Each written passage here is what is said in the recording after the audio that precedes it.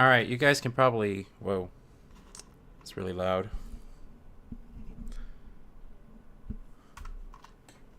I think you guys can probably hear me, but yeah, still no video. Something's up with the webcam. Trying to fix it right now.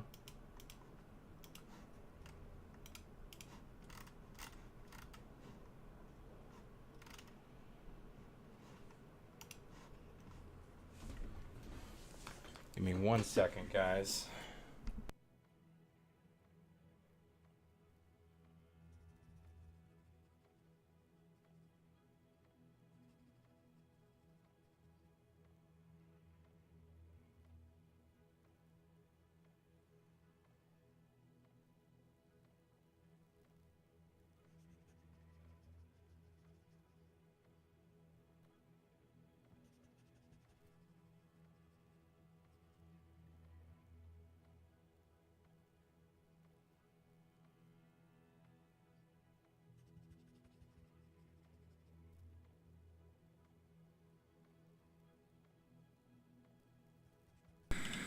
There we go. Alright, just gotta move that down. There we go. Alright. Jeez. Bad echo. Alright, I'm sorry about that, guys. Got a lot of technical difficulty for some reason on this stream. First of the year, so things had to update, then things don't work. Let me just see what the audio is like. 1 sec. First of the year, so things had to update. Yeah. Alright, we should be good now. I hope. Just want to make sure you guys can actually hear the stream. And I can adjust the volume as needed. There we go. I can adjust the volume. All right. First, first live stream for 2025. The developer direct. Here, let me center this as well. I'm excited. Hey Lloyd, how's it going? Good to see you here. Yeah, so we're supposed to... This thing's probably going to be like half an hour, 40 minutes. You know, and they showed a couple of games there with some type of mystery game that they're going to show at this conference. So I'm quite interested to see what that is. Hey Tyler, how's it going? You know, it has to be a new IP or something new, but I'm trying to think what we haven't seen yet from the Microsoft studios. So I guess we'll find out. Hopefully it's something we didn't see coming. Hey Wayne, glad to hear you're doing well. Yeah, I'm doing well also, Tyler, but thank you. What's Eco? Hope to return of Eco of the Dolphin. Wait, Eco the Dolphin. I don't know what that is. It's a Sega? Is it a Sega game?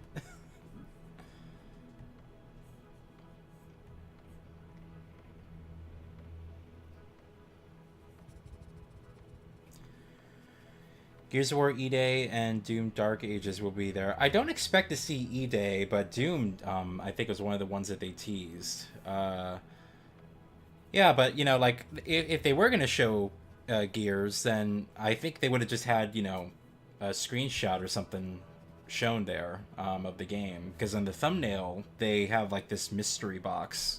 That's what we're trying to discern. Oh, got a new trademark. Interesting.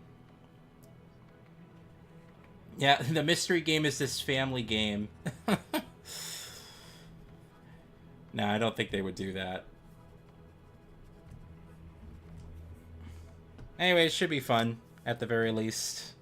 I think last year's I was really surprised with the stuff that they showed us. It looked really good. Microsoft has a really great lineup of upcoming games. It's just whether or not those come out in a timely manner. I think the new Perfect Dark looked incredible when we saw it last. That's like my dream game, the way it's shaping up to be. So I'm looking forward to seeing more of that, but I don't think it's going to be here. Assassin's Creed Shadows got delayed. Yeah, I heard that. They keep pushing it back. You know, honestly, I think someone said as well that it's sort of a make it or break it for Ubisoft when it comes to Assassin's Creed Shadows. That they've had such a long series of just poor performing games. You know that basically whether Assassin's Creed Shadows does well or not is going to determine the future of the company. I see all these posts that's, you know, they're kind of talking with people and seeing whether or not you know, someone wants to buy them, or I guess trying to work out a deal with some people in the background. Tencent has been eyeing Ubisoft for like 10 years, so I think that they're just sitting there, you know, waiting like this, just hoping that they'll just swoop in with some really good deal. But I know that Ubisoft doesn't really care for them. Yeah, you know, but it was Star Wars Outlaws, it was Avatar. I like the Crew Motorfest, and like these are decent games in their own right, and I know a lot of people love the Crew Motorfest. I know a lot of people really enjoyed Avatar and Star Wars to a lesser degree, but like these are decent games in their own right, but they're not like. I think Ubisoft's problem is it just feels like a factory made game where they really tried to put these systems from all their games into all their games, and so as a result all their games feel the same from one another. And it's like, you know, consumers can't really get excited about, you know, oh, it's another open world, you know, XYZ game with the same type of map system, the same type of, you know, menus and stuff. Like, people need something different. You need, you know, unique experiences. And almost all of their franchises, they try to convert to the open world, massive map, you know, system. Everything tried to be Far Cry and Assassin's Creed. Even the Ghost Recon games were like that. So I think it's just, you know, one of those things where they kind of shot themselves in the foot. Yeah, Like a Dragon, Pirate Yakuza in Hawaii, coming out in February. I'm excited for Kingdom Come Deliverance 2. Love seeing all of the previews, and everyone seems to be really happy. Those are the people who actually have the game now, the press. So I'm happy for the studio there. That's probably I'm gonna be picking up that game next month for an unboxing video. So the first unboxing of the year will be Kingdom Come Deliverance 2. So anyway, I'm looking forward to that. But all the, like, 2025 looks insane if everything comes out. Like, just like stacked with like massive hit after massive hit. I just got done playing a couple days ago the first Berserker demo on PS5 Pro, and that game looked incredible. It was really, really good. Let me get rid of the timeline here. Sorry. All games are available day one with Game Pass. Oh, of course. Here, I'm gonna. Oh, that's weird. It's not letting me select the resolution. All right.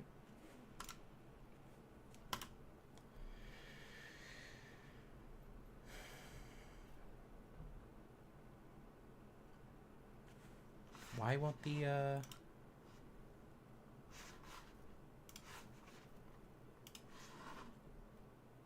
trying to get the timeline thing to go down.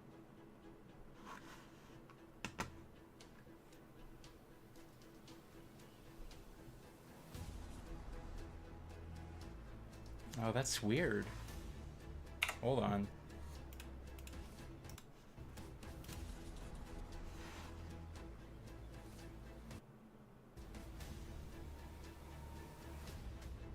Stuttering a lot. I don't know why. There we go. Alright, maybe there's something wrong with their 4K stream. I don't know.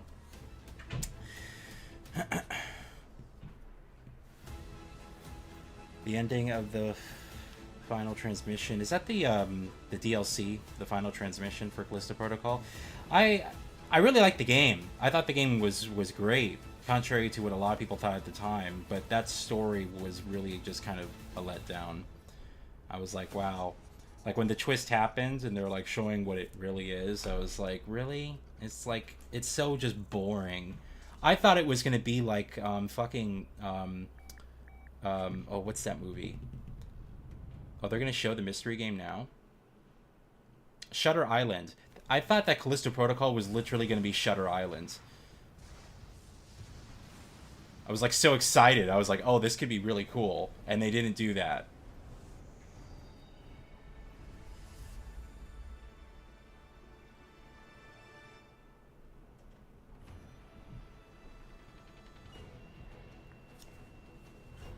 Yeah, the Dead Space franchise had a much better story, but, I mean, EA fucking... We're not getting more of those remakes now, at least at this point. Alright.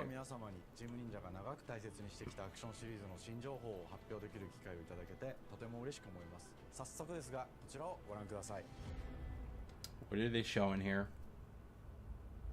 Koei Tecmo.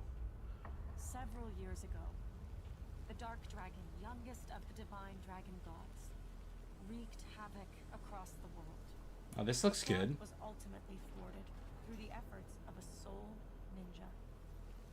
However, the Dark Dragon's husk remained, and from this husk fell an endless downpour of cursed rain. The abandoned Tokyo continues its struggle against chaos to this day. Infiltrated the facility. Commencing mission. Platinum Games, really? Oh, this is gonna be cool.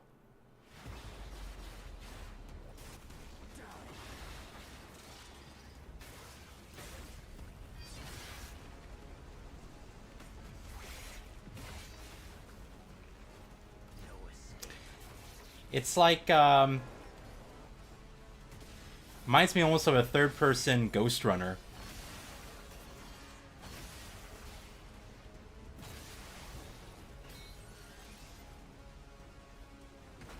It's got like that similar style world.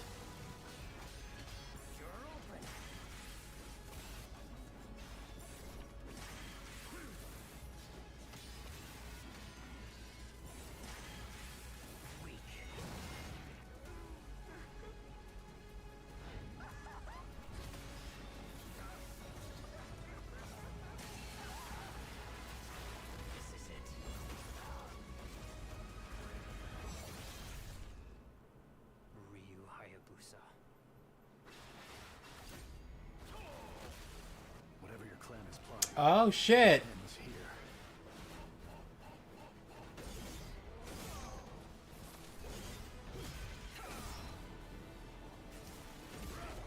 I don't think it's a new ninja.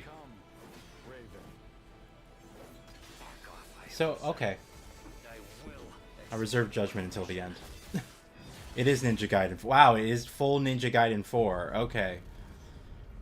I was like, okay, maybe they're gonna do a new IP and then throw them in there.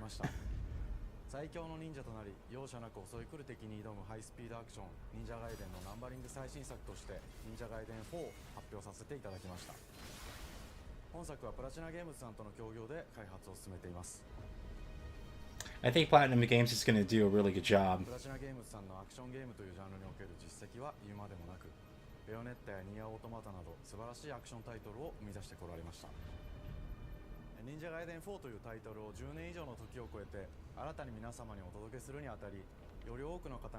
It's a little quiet. I'm sorry. Hold on. Is that better, Lloyd? And everyone? Let me know if you want a little bit louder. Alright, well if you guys want it louder, just let me know. Sorry about that.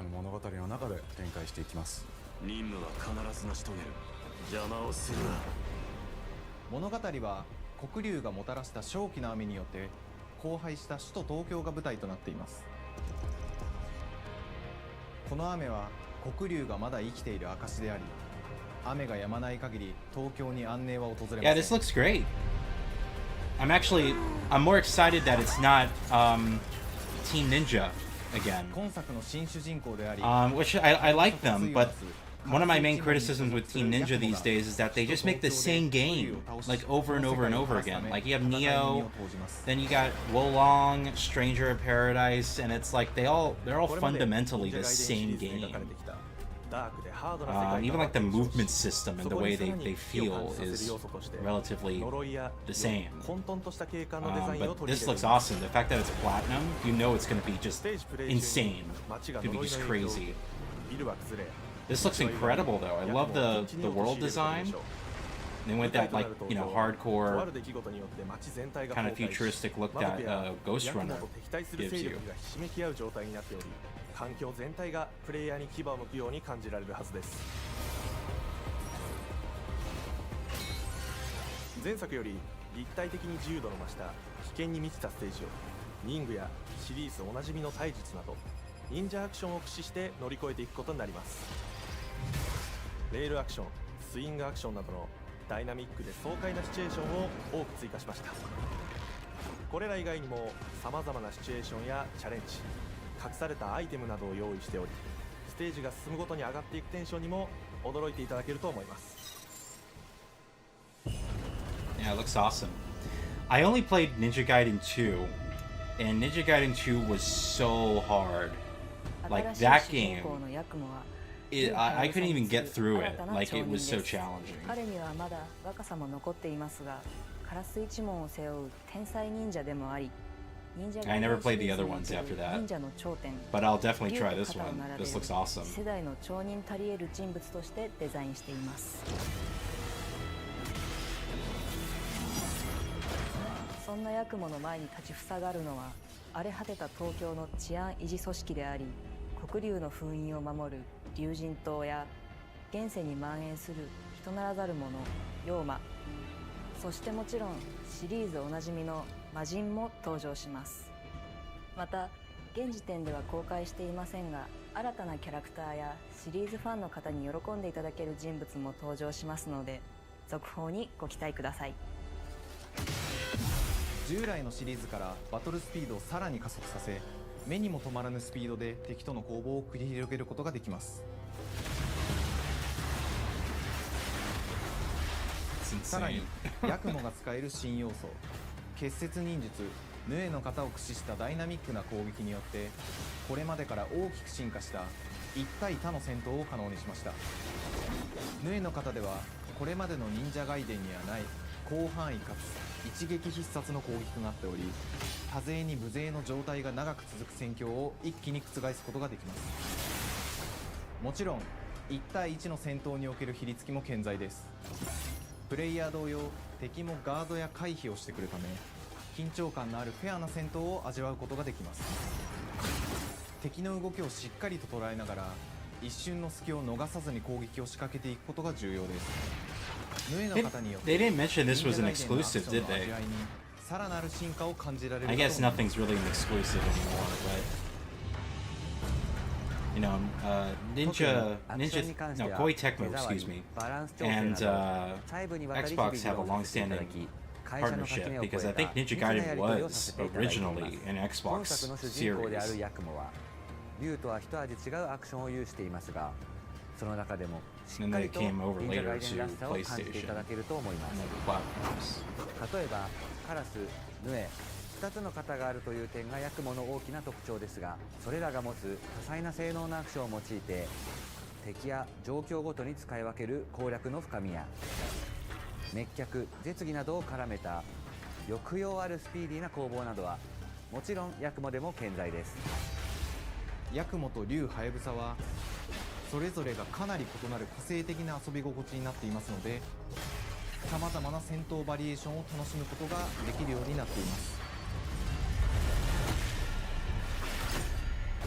ヤクモ、そして竜ハヤブサの双方で飛燕、伊豆直俊などシリーズおなじみのアクションも駆使しつつ、新アクションを織り交ぜた新しい忍者ガイデンにご期待ください。忍者ガイデンシリーズに色濃く残っている歯ごたえやグレードの高いアクション体験の継承、さらに我々プラチナゲームズの特徴であるスピーディーなアクションやダイナミックな演出も取り入れ、進化した正当続編を作り上げるべく総力を挙げて開発を進めております。容赦ない敵とのいかなる攻防にもフェアに戦える手触りをヤクモでも目指しています。皆様に進化した忍者ガイデンを触っていただける日を楽しみにしています。シリーズファンはも I'd ち be ろん shocked if it's coming out 忍 this 者ガイデン year. を初めてプレイする方でも存分に楽しめる作 To 品 be になっ honest, て I'm おり even ます more ので impressed that they ぜひ were able to 発 keep 売を this お a 待ちください。 secret. Because I didn't hear 長年にわたって anything プラチ about ナゲームズさん this, と共に about a まさに fourth 忍者の Ninja 歴 Gaiden 史で game. 忍者ガイデン4の開発を進めてきましたが、ついに発表することができて非常に嬉しく思います。 There was 2025 that 年秋に本作を side 皆様に scrolling お届けで game きるのを楽しみに that しています。 they 続報にも announced ぜ during ひご期待ください。 the Game Awards. Fall 2025. It's coming out this year. That's crazy that they're able to keep さて、 that a 本日 secret. お伝えしたい発表はそれだけではありません。 One こ more ちらを thing. ご覧ください。 What is it?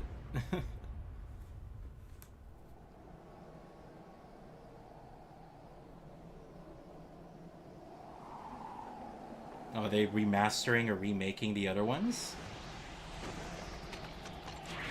I think this is Ninja Gaiden 2.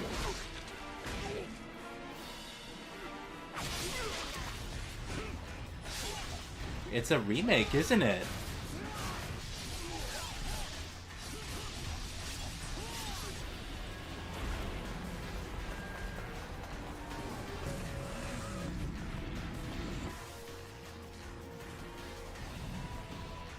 My path leads through the land of the dead.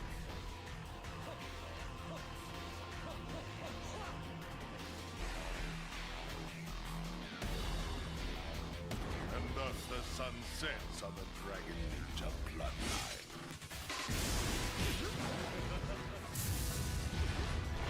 Genshi, go back to hell.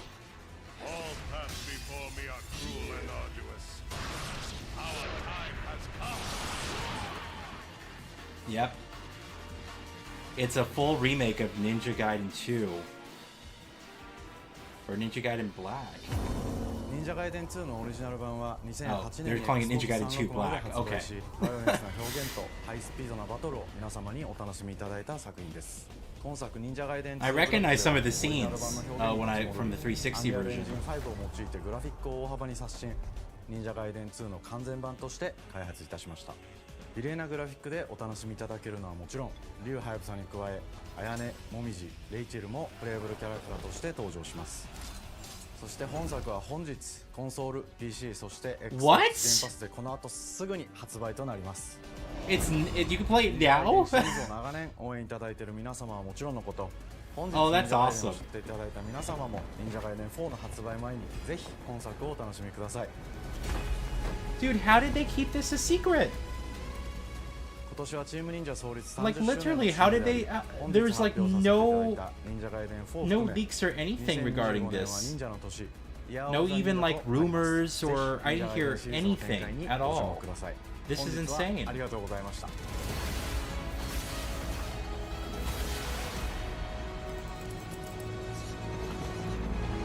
Well, that's insane. It is coming, by the way, to PC and PS5. It says right there. So that's awesome. That literally came out of nowhere, and that's really cool. The fact that you have a remake of the second game you can play right now is just great.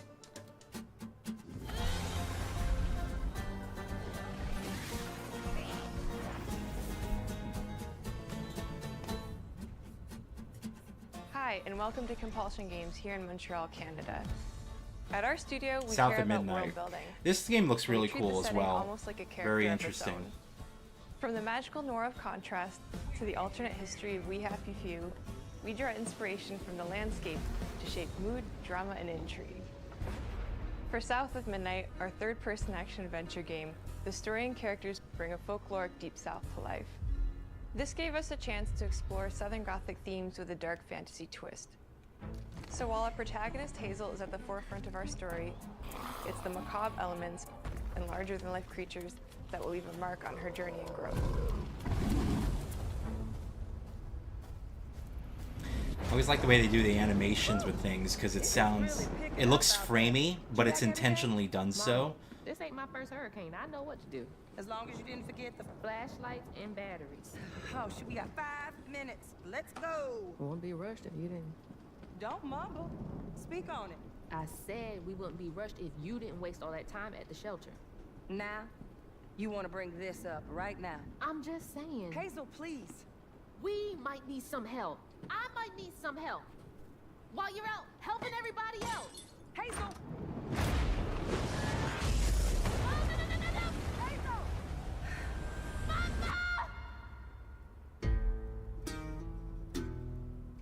Hazel may start her journey as a typical 19-year-old, but disastrous events will push her into a darkly magical world where she'll learn who she really is and how to tap into weaving, an ancient magical power that redefines her trajectory in life.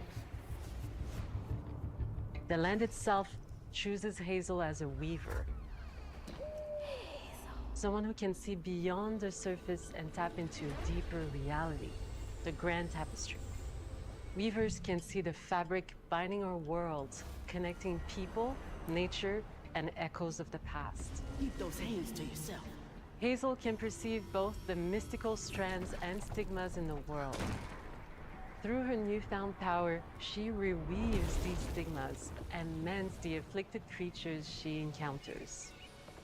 As Hazel discovers her power, the world gradually shifts into the surreal, revealing that creatures from old folktales actually exist. You up here, my salvation. Among them is good old Catfish, the storyteller who becomes both the guide and companion to Hazel across the game. It ain't every day I hear about a new weaver such as yourself. Would you kindly do your weaver thing and help me down? Meeting Catfish marks the true beginning of Hazel's journey. All of Hazel's arsenal and powers are designed around textile crafting and traditional spinning wheels. Her weapons include a spindle, 2 weaving hooks, Well, definitely and a looks distaff. unique, I'll give it that.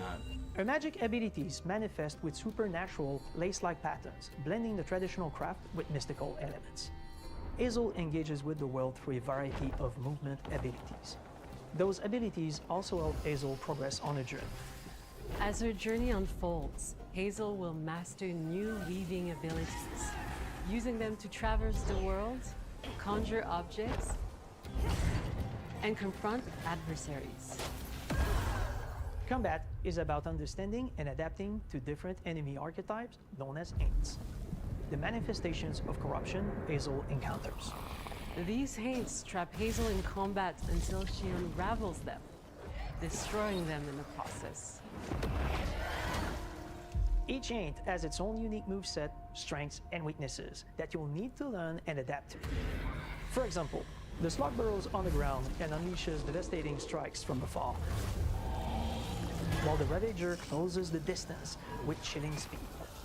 Hazel can counter these threats with agile melee abilities to execute powerful combos, jump attacks, and charge attacks. But close combat is risky and can backfire because Aints have powerful defensive abilities. Mastering your magical skills becomes the key to gaining the upper hand in combat. Push, pull, and weave are some of the spells at your disposal that give you a tactical advantage during a fight.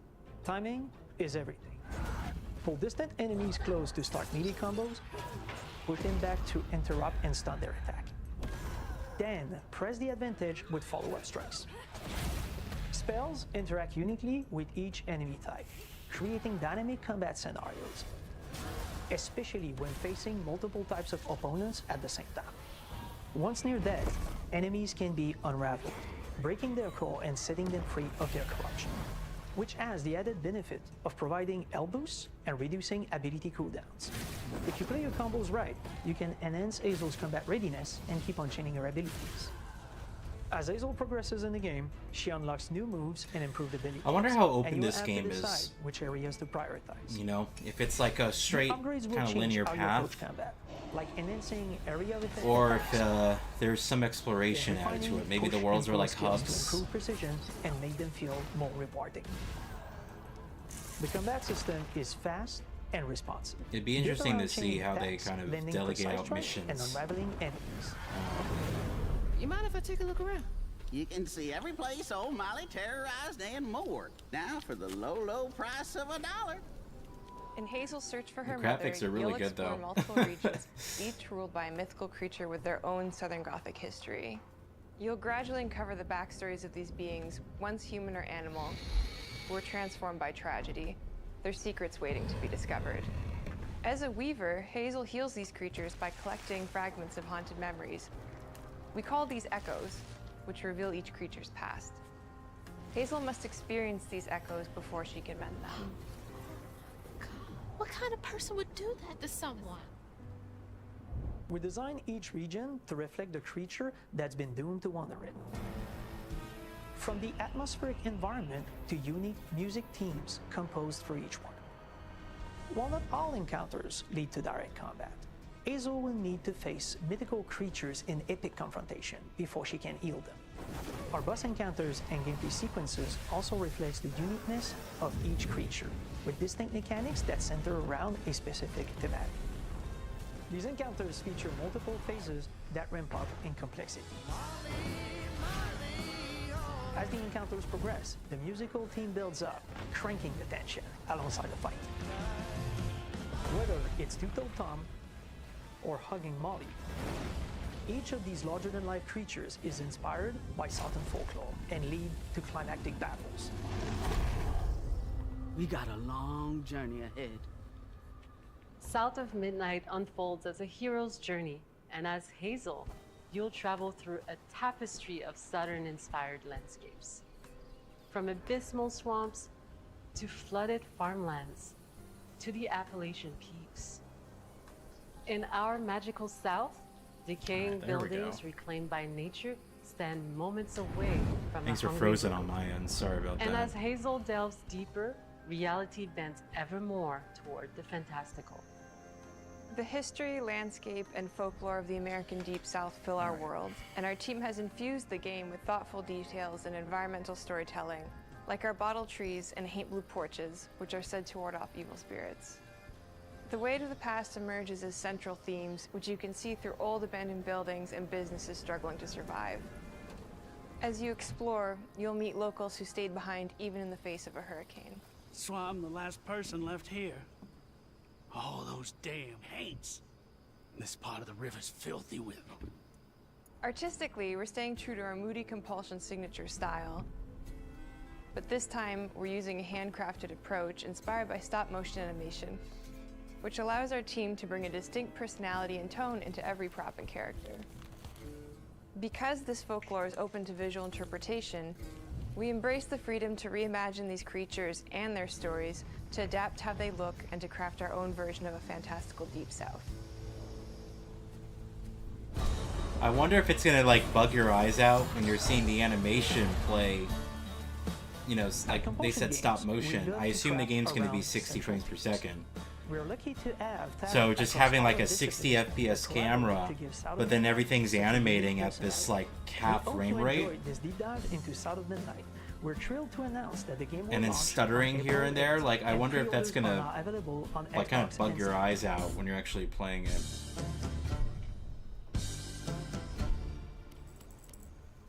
April 8th. That's actually a really good date because there is nothing coming out in April. Like nothing. And that's really soon. So that's awesome.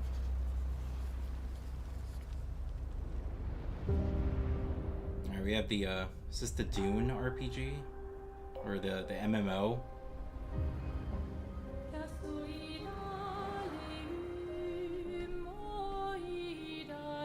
No, this is everyone. Sandfall is the interactive and welcome to our manor. Yeah, was it Claire Obscure? We are a small studio. Expedition based in 33? Montpellier, France, working on our first game, Claire Obscure. Yes. Expedition 33. Okay. No, this looks incredible. It's a turn-based RPG set in a fantasy version of late 19th century Belle Epoque France. Here we are. Our grand adventure in game development actually started as a solo passion project. I wanted to create something like the JRPGs with turn-based combat I grew up with and loved, but that fully leveraged the latest tech. I'm not even into fresh genre, turn-based, and this new looks features, amazing. And took place in a compelling world. Like the visual style, I the knew I way needed everything, help to realize my dream. First, maybe I everything's turned just to a laid out and programmer looks. and you will get it. Guillaume and I started trading ideas right away, and that quickly turned into trading files back and forth. Soon, I was creating the first prototypes of the reactive turn-based system, combining real-time offense and defense element, and a cinematic battle camera system. things really clicked when we tested the first version of those features. We felt we had something both challenging and fun. As Tom and I went back and forth and iterated on game elements, a vision started to come together, and I shared it with an old friend from university. Guillaume and I are both passionate gamers, and when he described the project, I quit my job the following week and joined the team without hesitation. Because I believe that in video games, success always starts with a strong creative vision. And we had that, defined by 3 core elements. A story with great emotional depth, gameplay that innovates on the classics we love, and a world that is completely original, beautiful, and immersive. We founded Central Interactive on these tenets. A group of friends with a shared vision and the drive to make something great. This too is your legacy. Core to every great RPG is a compelling story. And Guillaume and I spent 4 years intensively developing and refining ours. And that started with the hook. 67 years ago, a massive slumbering paintress and a monolith appeared with no warning. Once a year, the paintress wakes and paints a number on her monolith, and everyone who has passed that age is erased. Every year that number ticks down, and everyone dies younger and younger. Expeditions depart to kill the paintress, determined to fight until their final breath, but none have ever returned. Our story follows Expedition 33. Expeditioners, we honor your dedication. Guillaume and I knew early on that we didn't want to focus on good versus evil. What's interesting to us are people who, yes, are flawed, but who care deeply about each other. And conflicts arise because they have different perspectives on what needs to be done. I'm sorry about earlier. We wanted our story to feel dark and mature, with adult characters who feel like real people with real experiences. I'm always missing something that everyone else just gets. The heart of the story is about overcoming an existential threat while struggling with loss and grief. And it's rooted in the characters' relationships, both to each other and to themselves. What are we gonna do, huh? Tell me. What are we gonna do? In a world like this, how does one stay hopeful or make peace with their fate? What duty do we owe to each other or to ourselves? These questions are deeply personal to me, and they permeate the story behind the story. Know that Lumiere fights with you. Tomorrow comes Expedition 33. The characters all have their own motivations and perspectives. Gustave and Lune are deeply invested in the expedition, even if they fight all the time. To them, the mission is tied not only to their family, it's central to their identity and purpose. Protocol doesn't cover every contingency. I heard as well that they got Hollywood actors for these characters, or at least days have already happened. Some. What are the stars whispering to you? You know, well-known people. I'm the one whispering to them. It's something my dad and I used to do. And Maëlle, who cares more about really living her life, not just living longer. Gustave, are you real? It's not all dark, though.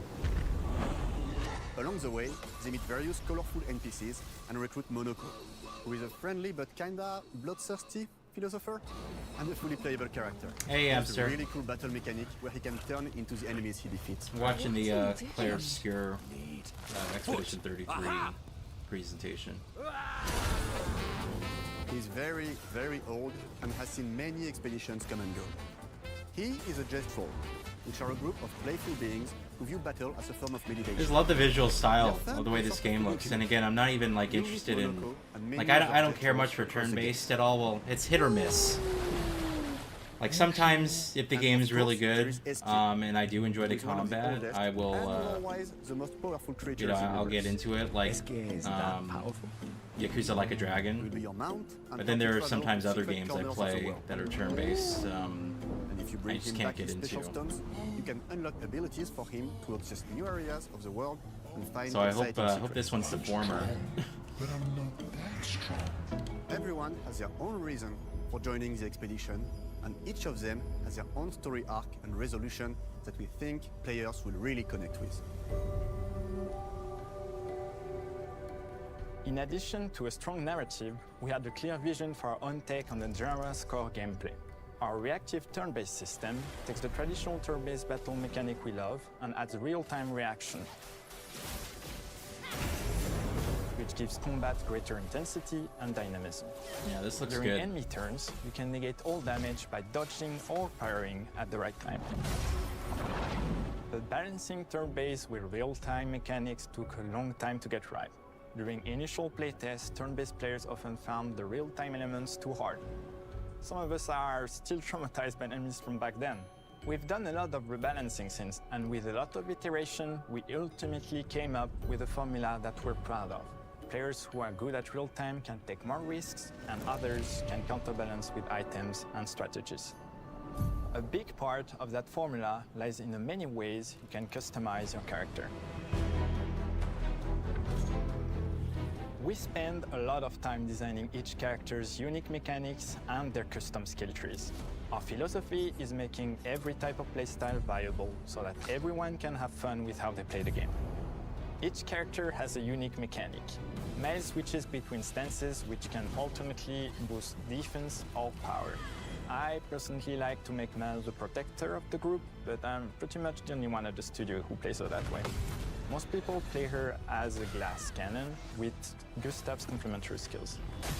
The characters can also equip hundreds of I hope this game runs well too. in our game are called You Lumina. gotta see that was a massive frame rate drop when Every the character effects has got more in than the 20 screen. unique skills in the skill tree and hundreds of passive effects.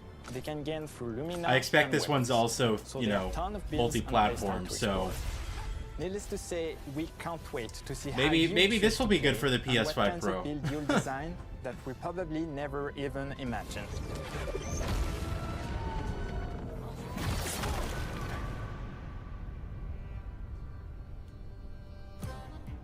Our story is set in the French fantasy world, and I was really excited to design something unique. Every level has its own color and texture identity. For example, the Gestural Village is an early area in the game where players can enjoy a fun break. We wanted something that feels chaotic, grungy, and toy-like. It's basically a bazaar. Everything's disorganized, chaos everywhere, huts are unsafe, built without much thought. It's a place where anyone could fight you at any point, which is pretty much what the Gestrals are like. The Gestral Village is hidden inside the ancient sanctuary. The ideas here were forest, labyrinth, and sentinels. I designed it as a vibrant place, like an old graveyard of Gestrals, or forgotten wooden toys in a box, with two main colors, red and white. I wanted to make it feel cozy, hidden from danger, with traps and labyrinths in case enemies get in.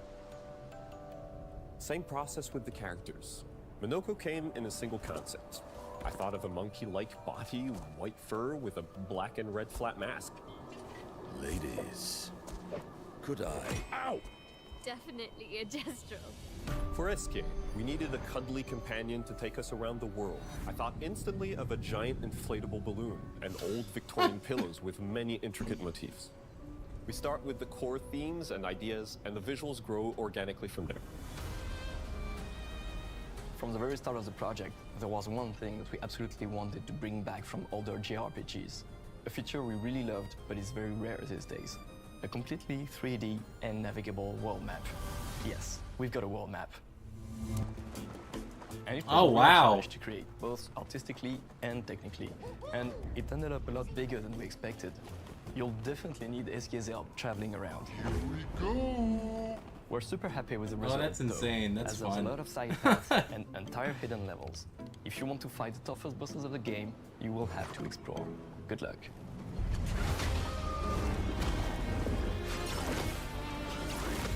We've poured our hearts and souls into this game for the past 4 years. That's why we're delighted to announce that Expedition 33 launches on April 24th on Another Xbox Series X and April S, and release. is available day one with Xbox Game Pass. Wow. You can already wish the game and follow us for more info. Another We are April super release. You know excited what? to invite you It's to the world fine. of There's nothing Expedition coming 33. out We are a in small, like April and passionate team. May, It's so our debut might as game, well. And we can't wait for you to discover our story, our world, and our These take games on are the coming turn-based genre. soon. I'm surprised. I thought we were Everyone gonna at have to Sunfall, wait. Thank you for joining us. Tomorrow comes. Demain viendra. Tomorrow comes. Demain viendra. Demain viendra. Tomorrow comes. I literally thought we were gonna have to wait until like the end of the year, like the second half of the year. This is really good news. So you got literally Expedition 33, South of Midnight coming out in April. You have Ninja Gaiden 2 right now, the remake, and in the fall Ninja Gaiden 4, and now we have Doom, which I expect is going to be their holiday release. If Doom's coming out in the summer, I'm shocked. What are you going to come out with in the holidays? Creative director of Kingdom Come Deliverance 2 called this game something like generic fantasy RPG. Dude's ego is overblown. Really?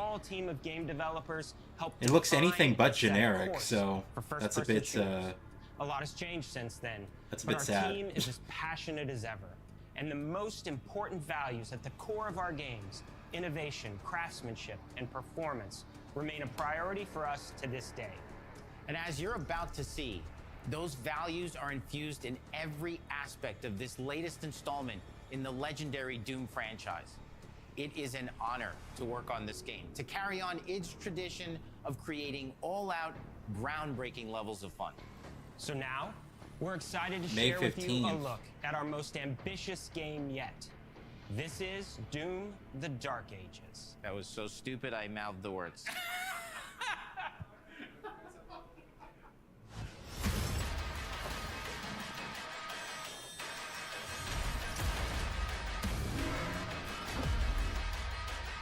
I was a bit shocked that they were doing another Doom, to be honest. Because Doom Eternal was just like, In Doom: you know, The Dark Ages, you will the feel epitome like of the it all. super weapon in the center of a medieval war against hell.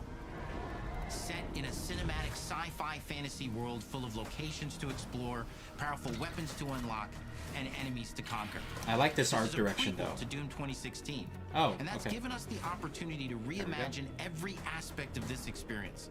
So if you're new to the franchise, then Doom: The Dark Ages will be the perfect entry point into the series.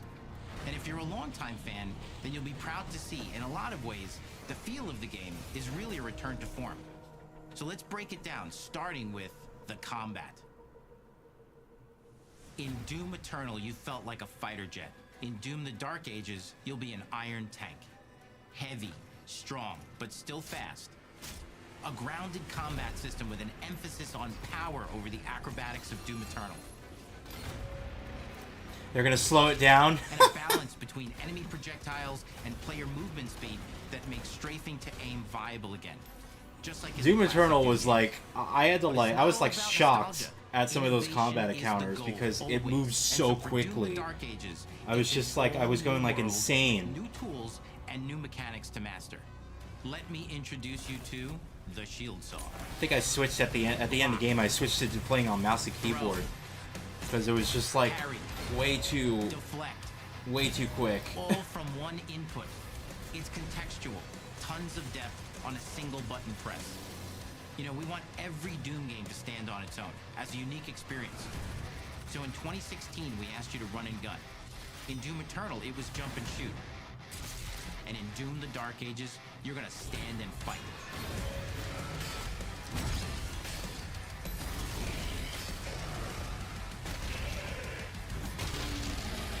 And the Shield Saw will give you the strength to go head to head with Oh, I some of like the biggest, visor. baddest demons we've Look, ever they created. incorporated like the, you know, the head into the visor, Because if you're gonna stand and like fight, the then you old gotta have something games to and like follow up that Wolfenstein and opening stuff. parry Oh, with. that's awesome. How about an iron flail? Or maybe an electrified gauntlet? That's a really cool touch. That's right, we have 3 melee options that are part of a melee system. All Damn. on one input, complete with combos and upgrades. And it's totally awesome. And you can finish off the demons now with an all-new, unsynced, completely in the player's control glory kill system. From any angle, in and out, as you see fit. And it feels amazing. You'll feel unstoppable smashing your way through the horde with total freedom. And that seems like a ton, but that's just 2 inputs. We got one more really important button that we haven't talked about yet. The trigger.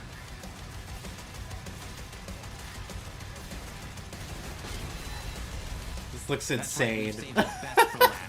Doom has and always will be all about the guns, and Dark Ages has some of the most ridiculously powerful weapons that we've ever I created. think that's 2 assault rifles. 2 of those laser assault rifles. Wow.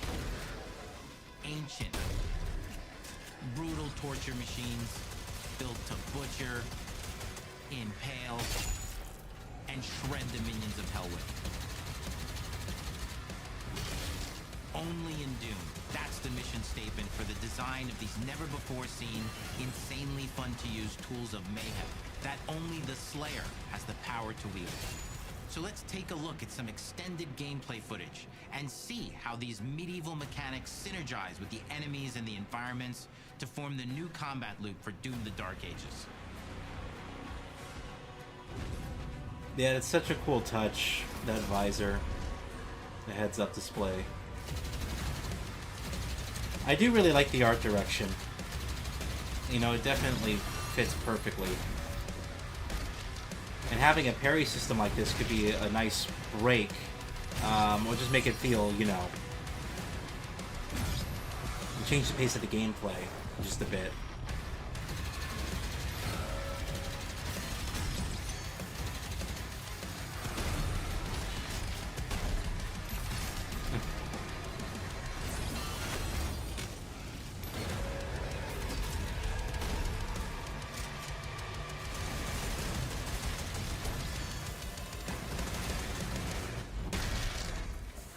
And under the hood, for the first time in an id game, we've made our combat more approachable and flexible than ever before, with a new difficulty system and Oh, wow. sliders that will allow players to tune the speed and challenge of the game to whatever fits them best. You can slow things down Look or at speed that. them up. It's a Doom for all Slayers. And the gameplay doesn't end with just the Slayer. We finally have for you, you've been waiting for 2 games now, to get in and pilot your very own 30-story Atlan, which is a mech. It's the size of a building. It's powerful. Oh my You can God. beat giant Titan-sized demons to death with your gauntleted fists. And if that wasn't enough, we also have for you your very own Dragon. fire-breathing, Gatling gun-toting cybernetic dragon. Neither of these are one-and-done features either. They have a full suite of abilities and even mini-bosses. The spectacle is epic. The power fantasy is unlike anything we've made at id. And the combat systems behind these features are deep and tons of fun. And as cool as all that is, we know that fans of single-player action games expect more than just great combat to pull them through the experience. So we're excited to share with you not just the gunplay, but the world of Doom: The Dark Ages. Your hero's journey will take you to the far reaches of the Doom universe. Mysterious worlds from the Slayer's past, dark forests, dungeons, ancient hellscapes, battlefields, and worlds beyond. And through exploration, you'll be unlocking new abilities and godlike powers every step of the way. Now armed with your trusty shield saw, you're gonna cut, leap, and smash your way through environments full of secrets and treasures. There's always something new waiting to be discovered or destroyed. Now let's take a closer look at just one of the many missions you'll experience in Doom: The Dark Ages. In this level, you will meet the enemy at the gates and save a city from certain destruction. Explore the medieval battlefield outside the castle walls, seeking out targets and enemy formations along the way to engage with as you see fit, with any gun you choose. Explore what is the largest play space ever in a Doom game, discovering secret caves and Oh, that's cool. dungeon-like mines in search of vital resources. You can swim and shit? You control the pace of the game. Where you go, who you fight, and the objectives you pursue. Dude, this is like insane. It's like Sandbox full of war and riches. literally like they built this entire Once you've broken the sandbox. enemy assault, head back to the main gates because the battle You can isn't explore over and do separate dungeons.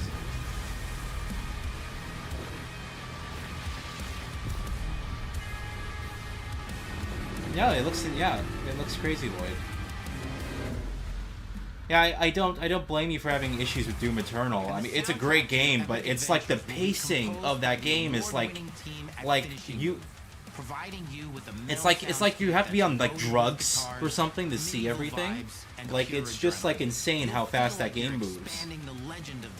But this is great because it's adaptable, and the fact that you have options and you can approach it in different ways is even. Big. It's a summer blockbuster. It's just I didn't expect this from Doom at all. You are the star of the show. Your power is coveted by your enemies. This is the first Doom game where you can swim? Yeah. With the Slayer imprisoned I guess at the so. start of our story, the balance of power between good and evil is shifting, and time. You'd expect him to sink like Samus from Metroid. You just expect to like go into the water and then he just falls to the ground. I'm kind of surprised you could swim. Old allies and powerful new villains. And for returning players, it leads directly into the Doom 2016 Slayer's Testaments. It's an action story worthy of the Slayer's legend.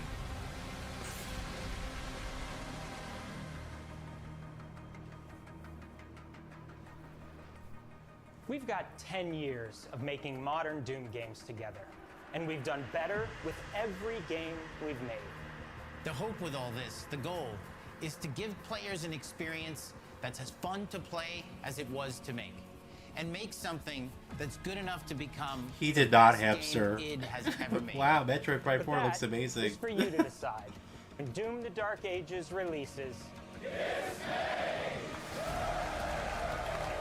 This May? So, dude, that dude was right. 47766, he was right. How did you know? Was it like, maybe it was just one of the retailers screwed up. So literally, the entire first half of this year, Microsoft has you covered. They have you covered right now with Ninja Gaiden 2. And then in April, you got 2 major games. And then in May, you have Doom. And then in the fall, you have Ninja Gaiden 4. And that's not even the end of the year.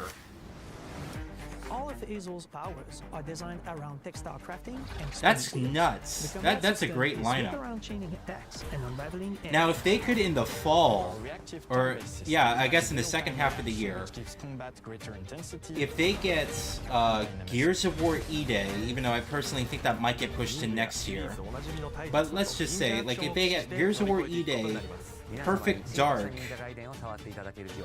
and let's say out of nowhere they announce Forza Horizon 6. What an incredible year that will be. Dude, everything here looks great.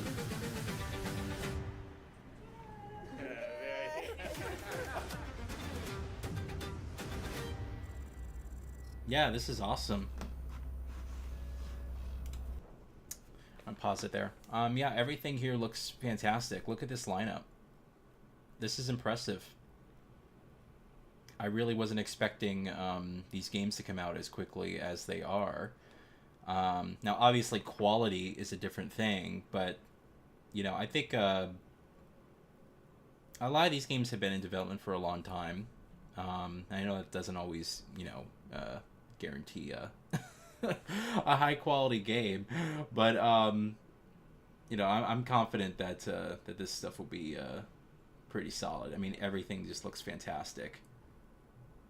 That's crazy. Yeah, I'm gonna have to. I hope Ninja Gaiden 2, Black or whatever. I hope it comes with a physical copy, or at the very least, maybe when you buy Ninja Gaiden 4, they'll have like a bundle option or like a special option that gives you the second game, the remake of the second game, for free. I just like my physical copies, but then again, you know, considering, well, all these games are multi-platform, so that's the thing. I was going to say that a lot of Xbox games don't even have the content on the disc, because they're still using standard Blu-rays. But, you know, maybe we will get physical releases for PS5. Anyway, this was a very good stream. I like this developer direct. You're excited for Doom: The Dark Ages? I'm shocked at how like I was like looking forward to it, you know, but like I wasn't like, oh my god, this looks incredible for the Dark Ages. But after watching that, it's like, oh wow, they really are adding a ton of stuff. The fact that you can now explore and you have these wide open hub spaces. Sorry, I just hit the mic. You have these wide open hub spaces, and you can kind of do separate dungeons and do puzzles and stuff, almost like you're playing a Souls game, but it's like Doom. Like, that's nuts. That's absolutely insane.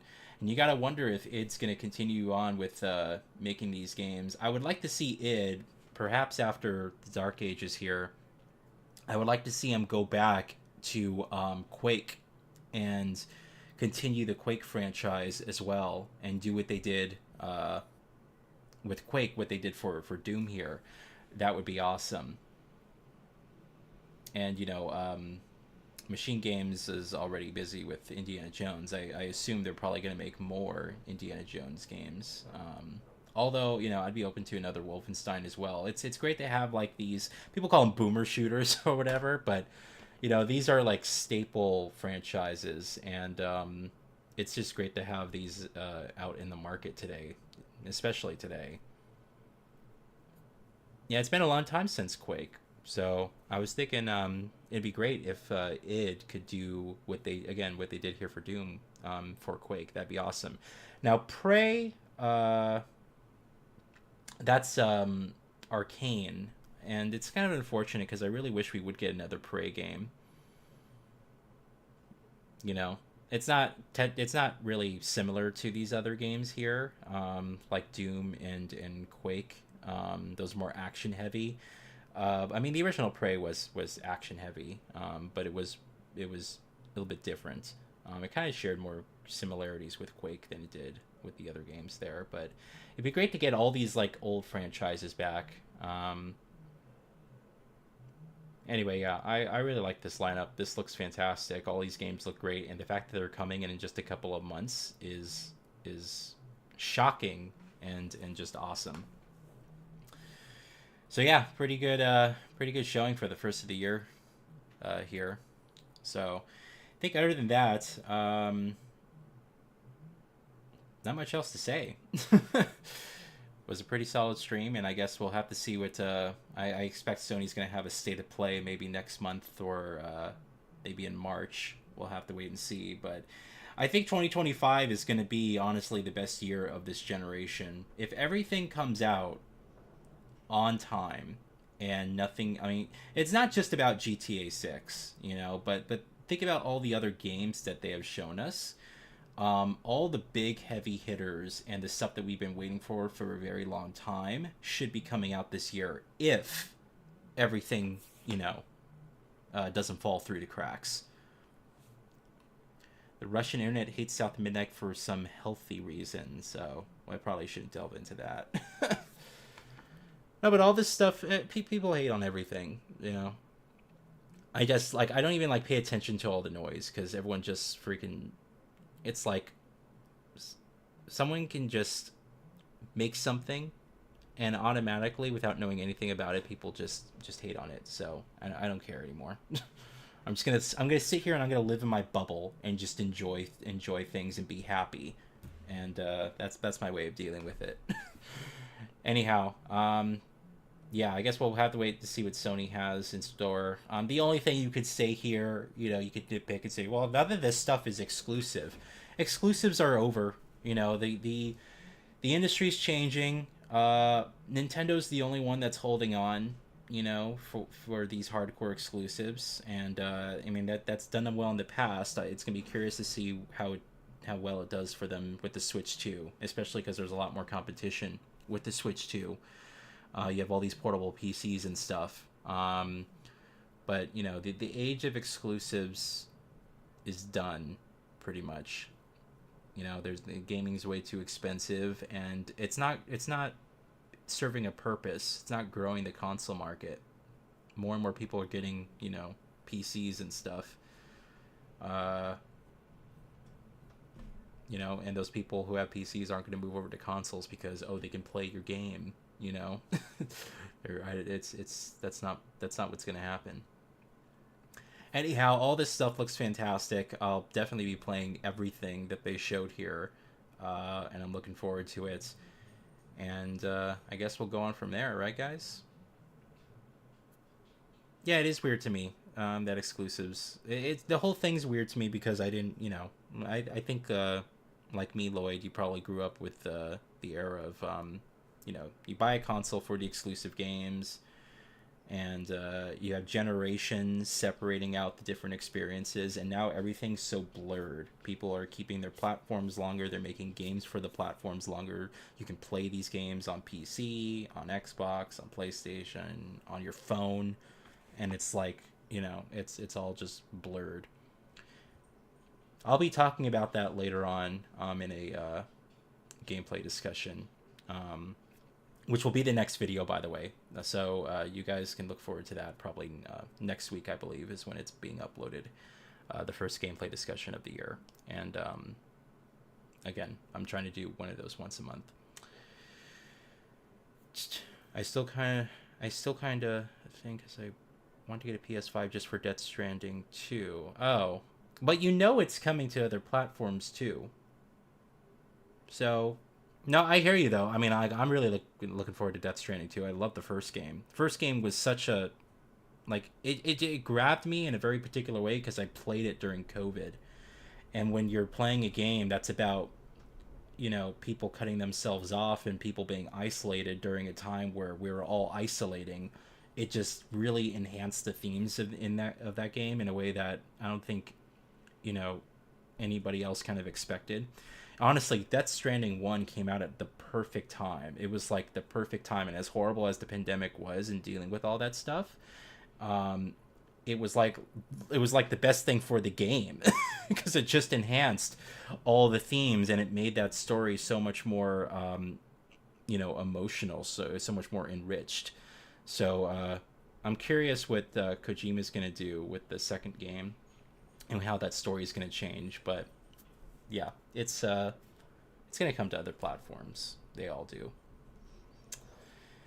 Yeah, there's a ton of games, guys. Tons of games. Got the Metal Gear Solid Delta remake as well. There's a lot to look forward to.